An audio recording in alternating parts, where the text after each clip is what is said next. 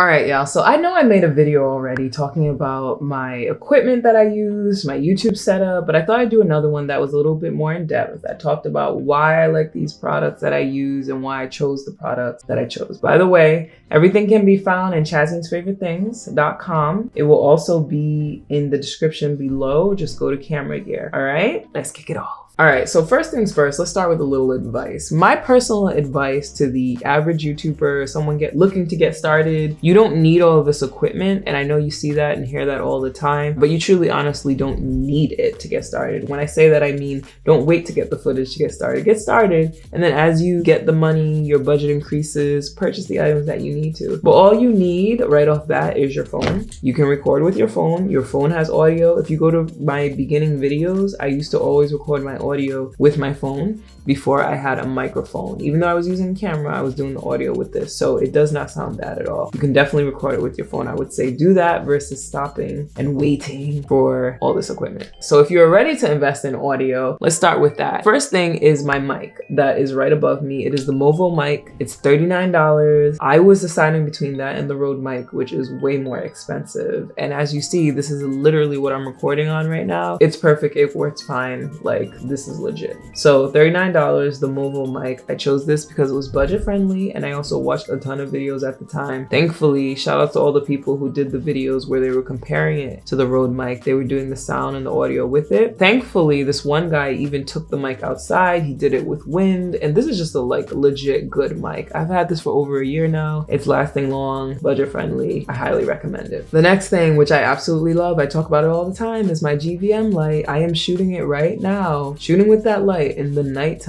It is, I don't even want to tell you what time it is. It's the AM actually, like while it's still dark outside. I am shooting right now and it is very nicely lit, as you can see. The one thing I will say is you can only get it lit like this to look like daylight if you're shooting with a professional camera. If you're trying to do that with your phone, it's not going to look as lit because you don't have all of the different functions that a camera like the professional ones do have, which you're able to change your ISO, shutter speed, f-stop, like all of those things affect the light that is coming into the camera and will create this type of scene in addition to having that beautiful GVM light. And you know what? Another reason why I love that light is because the softbox is legit. Like if you're a woman and you don't want like a harsh light on you, you want to look nice, that light is legit. The softbox does that. And then the last reason why I love it is because it looks so good that you can just leave it out in your space. And for me personally, once again, going back to the theme of convenience, for me, leaving that light out, that's one less step for me to do and makes me more likely to shoot more videos. Because if everything was like a task and a chore, you would not be seeing these videos, y'all. Here's a video that I made with more information about that light in case you want to check it out. Okay, this one is a basic headphones. It doesn't matter the brand, you can get any headphones. If you have a professional camera, which I have a DSLR camera, mirrorless, you can connect the headphones to it. Or actually, not all of them maybe can connect headphones to, but mine can, and I'll get into that camera in a second. But you need this if you're doing a professional microphone because you want to hear yourself and test and make sure that the audio is coming through. So I highly recommend getting a camera where you can plug the audio into it and where you can plug the headphones into it. It just makes your life easier, trust me. Like you can definitely record the audio separately, but what happens if it doesn't record? Huh? Now you just wasted all your time. And once again, what's the theme? Convenience. All right, the next thing is my camera, right? We said we were gonna talk about that. So I have the Canon A7C. I think I was deciding between the A7 and like there's something else that's above that that was more expensive.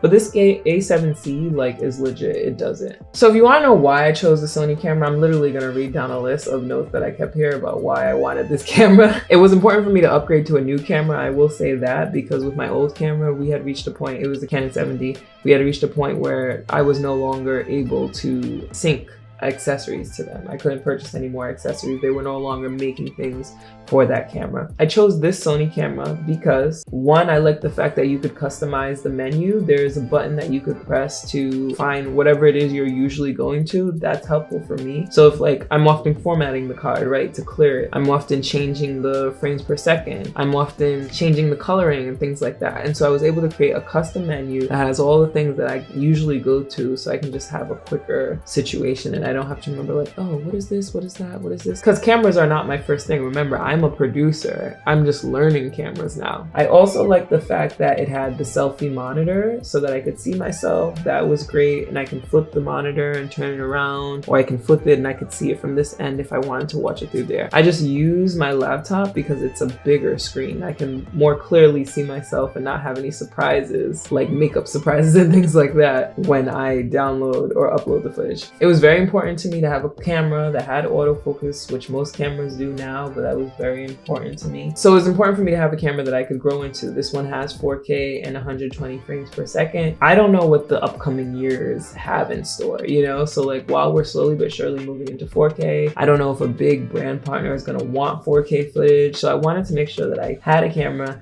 that I could grow into. You can transfer things via Wi-Fi. That was important to me. I really wanted a headphone jack and to be able to adjust my levels on the camera. And yeah, those were the main things and reasons why I chose this camera. So just a little information in case you're thinking about or considering purchasing it. My lens. All right, so this is the lens that I have. I love this lens, specifically this line, this G line of Sony, because it has that button on the side of it that almost turns it into two lenses in one. Now it is a little pricey. I don't think that you necessarily need a lens that has a 1.4 f-stop. That's what mine has. And for those of you who don't know what f-stop is or means, it creates that blur in the background basically that everyone loves seeing and everyone loves having. But I never and very rarely kick it all the way up to 1.4. I think you'd be good with like a 2.0 f-stop or something like that and save your money. But with the button that I mentioned on the side, so what happens is you have your wider shot. This is a 20mm lens. And then when you click the button, it makes it or converts it to a 35mm lens. So now we have a tighter frame, wider frame to tighter frame. So that's what I mean when I say it creates almost like a 2-in-1 lens. And this is a prime lens, so it doesn't have zoom effect. I specifically chose to go with a prime lens because it gives me crisper footage. It's just the look, I guess, cinematically that I'm going for. I knew that there were other things that I'd want to shoot with it, and this lens just overall allows me to do that. If you need a little more detail on the difference between prime lenses and zoom lenses or benefits, I would definitely say to look into that more. But know that if you're getting a prime lens, you are not going to be able to zoom. You're literally going to have to move closer to your subject, okay? But it's worth it sometimes, depending on the type of footage you want to get. Because if you want that super clean, crisp footage, prime lenses can usually give you that. And honestly, that's it. That's my setup. Like I said, it's all about convenience. I mean, in addition to the tripods, right, that I have, and being able to connect this camera to my laptop so that it can act as a monitor. That's another reason why we needed like a newer camera. That's it. It's 3 things. Well, maybe 4 if we include the computer. It's the light, it's the camera, it's the sound, and the computer. And that's what I need. I needed things to be as simple as possible. I didn't want 2 lights or 3 lights. I didn't want to have to like sync the sound after. Like I wanted it to be super simple because I know myself. And if things are more convenient, then I am more likely to do them, follow through with them, and produce even more content for you guys. So I hope this was helpful for you. If you liked that video, I've got much more on production